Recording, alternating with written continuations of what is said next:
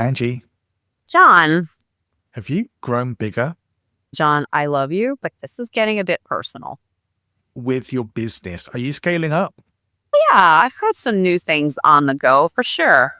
How did you know it was the right time to grow? Maybe we should talk about this today if it's on your mind. It is, absolutely. Let's open the doors to the coaching clinic. All right, let's go. Welcome to the coaching clinic with John and Angie. The show for professional coaches who want to develop their skills and grow their business. Follow the show on your favorite podcast app. And join us every Wednesday for new episodes. Angie, you and I have talked to many people about growing and scaling their businesses, and certainly something we deal with ourselves in our own business. And well, let's lay out what we mean when we talk about scaling your coaching business. What are we talking about? So funny because I was thinking about all of this morning and I was like, it's a thing that nobody really talks about. I think that when people get into coaching or speaking, I think that they have, and maybe you did too, but I think that there's this mindset of, I'm just going to take everything that comes at me and I want as much as I can. I want to get as much as I can as quickly as I can. And I'm going to be honest, that could be the kiss of death, right? If all of a sudden in 1 week you get 10 new clients, that could be like, holy cow. So yeah, I think scaling and monitoring how you're progressing and growing is a very important part of owning this type of business.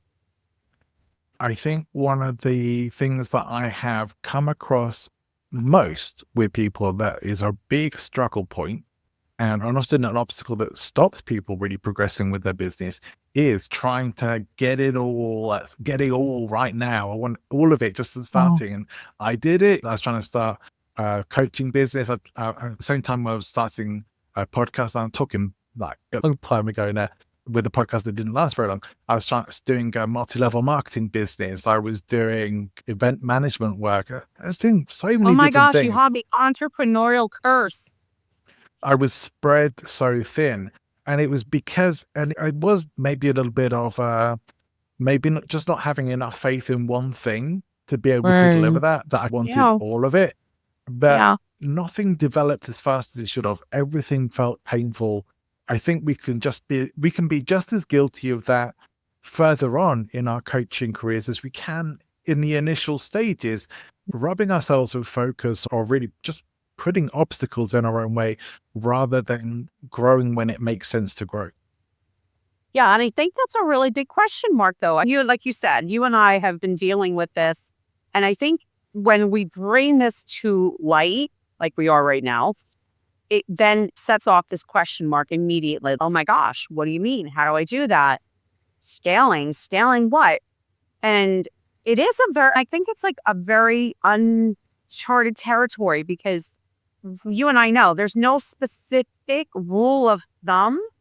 Although I think that there are places out there that might say, when this happens, now it's time to do this, or you can do this. But I'm not sure I really buy in. I personally buy into that.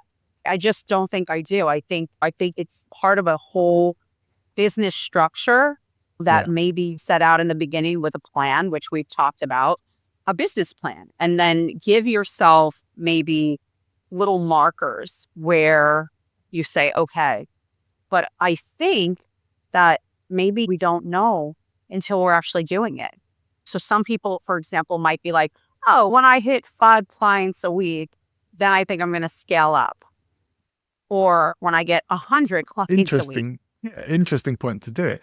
I suspect that more coaches really are thinking about scaling when they start to max out. And I could certainly understand and you don't know that. Until you hit it or until you're feeling exhausted by your work level. You have it, we need to pull things back a little bit. Yeah, sometimes we don't know until we're really in it what is actually manageable or realistic or doable for us. And certainly, what was your number? Seriously, what was your number when you were like, oh, I know, when I get to this number of clients, I'm going to be able to, because I generally have worked in 30-minute sessions with clients. My number really was like between 35 and 40. When I was working with 35 and 40 clients a week, it was like, all right, this is exhausting. It's too much. And that's where I wanted to pull back a little bit. But I think the first natural point of scaling for me and for many coaches was to start looking at group coaching rather than one-to-one, and to Yeah. start making that transition, being able to leverage my time more effectively Sure. and my knowledge as well. But also, there are a lot of advantages group. I did an episode on this a few weeks ago, if you want to go and check it out, talking about scaling up to, but it's not the Mhm. right scale decision for every single coach. Some kinds of Mm. coaching is just not going to work in a group. If you're doing really personal coaching with people, they're not going to be open to being Yeah. that vulnerable with people who are outside of that coaching relationship with you. Yeah, it has to be right for you. But I think for most, certainly business coaches and most sort of general coaches, scaling the first scaling point probably is to start making the move to one-to-one to group coaching. Yeah, and I felt so isn't it interesting? Let me point this out, what you just did. When we talk about scaling, the first thing that pops into people's minds is quantity, right? It immediately we go into how much and how many. And we, first of all, as a coach, you do need to figure out, you need to be able to identify how many sessions you can do per week. And I don't want to say comfortably, but where you don't feel like you're running on the treadmill for all those hours because truth, liking the truth or not, the fact is you can and will feel like that. I was doing 1 hour sessions and in my mind, this is what I really thought. And I've talked about this and it's funny. I'm like, oh my gosh, if I can get 40 clients a week and do my 40 hours, because that's how we here in the States talk about a work week. Oh my gosh, I'm going to be able to make this much money and I'll have a real business. And oh yeah, I was in 1 hour sessions. I was nowhere near being able to do 40 hours. That's just, if you're doing that, we need to talk because I've yet to meet the professional coach that can actually do that. Yeah. But so then when I hit that block, so for me, it was 20. 20 is my sweet spot for one-to-one coaching sessions per week where I'm still delivering a great session and I don't feel exhausted emotionally and mentally from it. But Right. then, so that was when my big light bulb went on. So now I've done this, right? I was able to accrue these clients, this many clients. And I thought, I woke up one day and said, this is it. I've hit my summit. I've maxed out. Now what? And that's when my light bulb went off. And this was long before everybody was doing it, to what you just said. How do I make the better use of my time? And it went into workshopping, group coaching, and that's what scaling became for me because, like everybody else, I was thinking scaling was quantity, more, and I couldn't do more. I was like, okay, this is like, now what do I do? Get a night job? What? So I'm Yeah. making a joke of that. Where do I go from here? Because that's what you want to do in a business. Now, right? Aren't there people who might say, no, I'm good. I just want to do 15 to 20 a week and I'm good. That's not Sure. easy to achieve either. But to the point that you made and what we're talking about, it definitely is then about what comes next, not necessarily how much. Yeah, I think there's a number of potential reasons to want to scale as well, because some people are going to get to a level that of income and client flow that they are pretty happy with, but it may still make sense to look at some of your scaling options that could be additional sources of income for you, that might even be residual or more passive income options for you as well. I think those are undoubtedly worth considering.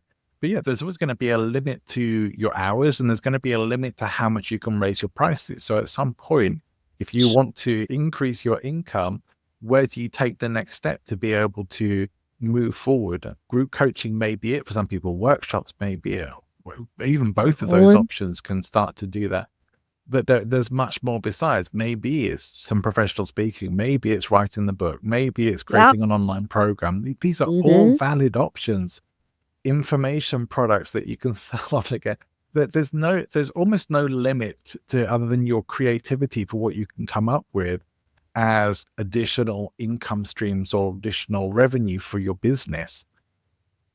Yeah, I think we've talked about having those multiple, for me, I love to have multiple streams of income and keeping myself from becoming reliant on one particular stream. And also, why should I do that Yeah. when they can all work with each other synergetically and help me create a much broader spectrum of what I am able to do as a coach. Even if I'm doing a speaking event, you and I talk about this all the time. Like we talk about storytelling and all of the things. And I look at it as I am just doing a coaching session with 500 people in the room. That's what I'm doing. It's not just to one person, but that's my personal preference. Not everybody's going to do that. And I think the answer is a simple one. It just comes down to your own awareness of what you can do. Who thought? You and I certainly did not become coaches thinking that we were going to become speakers. I did it. I don't know. We've talked about it, right? Some Not people are like, initially, yeah. no, but it morphed into that. And all of a sudden, your own awareness is heightened because you realize, oh, there's potential to do something else. And one to many is, to me, I love it. That's one of my little favorite places, is that one to many. I still love my one-to-one coaching sessions, but doing one to many lights me on fire. And I think it should be a good thing for coaches to think about. And it may be that you don't want to be on huge stages, and that's fine. They're not for everybody, but some people do want that, and that's great. But it should fit. These things can fit within you and your style, but give you the opportunity. It's not just about having more money. Sometimes it is about having more time freedom, because I think when we come into things like coaching, we think we're going to get more time freedom. That doesn't always work that way. I love that. Isn't that great? That should be like, but I found stand up. Yeah. Something I more already time. do. Yeah, maybe you've had this experience as well, right? I think we probably both have, and I'm sure we're not the only coaches who have. That one of the things you think, oh, I'm going to be my own boss. I'm going to be in charge. I'll say what else I do. And to a point, but you may actually find yourself working harder than before, especially as you are responsible for most, if not all, of your results in your business, and you have to put in the time and the work to do it. Early days, it just tends to be that level of hustle and grind that we have to do to get a business off the ground. But we can't do hustle and grind forever. At some point, we have to pull back, especially if we are in later years of our lives. You just can't keep that going without burning out. And so many people do burn out. This is one of your specialities, and it is. you help people with burnout. So common. And one of the things I get people coming to me about so often is that they feel like they're doing everything and not getting any results. They're trying to be on all the social media platforms. They're doing the blog, the podcast, the book, the comment. They're doing it all, and they're doing all the scale at once. And they're forgetting, or maybe not realizing, that everyone they see who's doing all those things has a whole team of people helping them to do it. Yeah. And for most coaches out there, it's just you, or maybe you and a VA, or maybe you and your kid, or one of your relations is helping out. It's like, at the least somebody who knows something better than you. Right. Well, listen, and I think all of that is true, right? This topic leads into so many different practices within the coaching industry, the things that we can talk about. Obviously, it's natural. And I think that the simple idea here is that you want to be able to be scalable. Most people do. Like you said, some people might be like, hey, I'm more of the hobbyist and I just want to do a few sessions a week, and finding those 5 or 10 clients is hard enough. I don't need to worry about doing any more. But sometimes we are, I wouldn't say lucky enough, but sometimes we reach a point and we're like, oh, I've arrived. I've got 15 solid clients per week consistently. They're buying my product. Obviously, I'm doing something right. Now, what would be next for me? Is there a next even for me? And I think that's something that is very, like you said, it's very individual. And I don't know if there's a secret formula. I think everybody wants to know, what's the secret formula to scaling? And I don't know if there's an actual secret sauce here. Look at the look. If you guys could see John's face right now, he's no. Deep in thought is all. But I'm thinking about people I've worked with who are thinking about scale, and how much easier it tends to be when you have most of this planned out at the start. If you actually create the vision for what you want your business to look like? How much time do you want to be spending doing coaching? How much time are you going to be able to realistically do your marketing and your follow-up and your discovery calls, or who's going to be helping you do that? How do you want your business to look? How many people do you want helping you in that business? Do you want to be speaking on stages? Do you want to be creating books, courses? These are all stuff. Okay, it can change. This is the thing. You're not writing it down. It's like, all right, it's carved in stone now. It has to be there. It's adaptable based on you. We have to remain adaptable to our futures based on Yes. what kind of comes up for us, because everything can change. We all know that. But it's so much easier, I think, to know what you're working towards and at least aim for that and then adapt along the way than to be figuring it out as you go, which I think is what most of us do. Probably what I've done most of my coaching career, but have made more of a shift in later years to planning ahead, working backwards, reverse engineering the outcomes that I want. Well, let me ask you though. So this is what was popping up as you were saying that, because as an experienced person, I'm like going, yeah, that's exactly it. But when I was like starting out, and when I say starting out, I don't mean like day one, even year 3, 4, and 5. I still didn't quite know, and things Sure. were starting to change. I think the question though is the statement I think I want to make is, and partially a question, is I think a lot of people, when they begin with the end in mind, right? It comes down to many times, I'm not going to say all the time, so don't come at me, but it's about money. They think about, what do I want and or need my income to be, gross income to be? And that's when they start to realize, oh my gosh, for me to actually hit that goal at the end of the year, and I'm making this up, I need to do 15 clients per week consistently with no breaks. So you have to account for that. You have to account for that there's going to be some downtime, and that perhaps you're not going to be able to keep every spot filled consistently. So you have to account for that. So then you actually need to do more, right? So Yeah. again, I don't know. I had not yet met the person who said, I just want to be able to do this.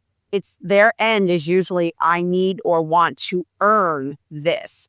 And then they reverse engineer it. So Right. was that your experience, or did you do it differently than that? Because that's what I did. Probably very similar to you, really. But I can remember you coaching me on this very topic and create a vision, encouraging me to create some vision about what I wanted professionally. And I thought, yeah, it was great advice. And you said, do you want to be the coach doing the coaching, or do you want to be the coach who has other people doing the coaching for you? Sure. Yeah, that sounds good, actually. I think I would like to be more the guy who does the group stuff and the sort of the IP and all of that, and have coaches working with me. I love that setup, and certainly that's something I'm going to continue to move towards. But I don't think I'd really thought about that until you suggested it where we were having a conversation. So actually, yeah, that's really appealing. This is why it's so good for us as coaches to have coaches, or at least have It coaches in our lives who we is. can talk to. Yeah. Yeah. Yeah. No. And so at the end of the day, everything that we're saying is, it's really, there has to be, I think now it's a lot easier to have an awareness, because again, you and I back in the day, we didn't have this whole social media and all of these things. We weren't able to observe other people illustrating something that we didn't know existed. We were like, oh, look at this. I told you, my first experience with an actual speaker person changed my life, changed my whole life, because there I was listening to this person, PhD. She was a psychiatrist, and she got up and she was doing the art of sales, or whatever she called it. I think that's what I call it. I shouldn't say that. So she was doing something, and I'm sitting in the audience. I'm sitting next to the person who's in charge of the education committee for this organization. And I'm watching this woman give this 1 hour amazing, applicable talk to a room full of salespeople.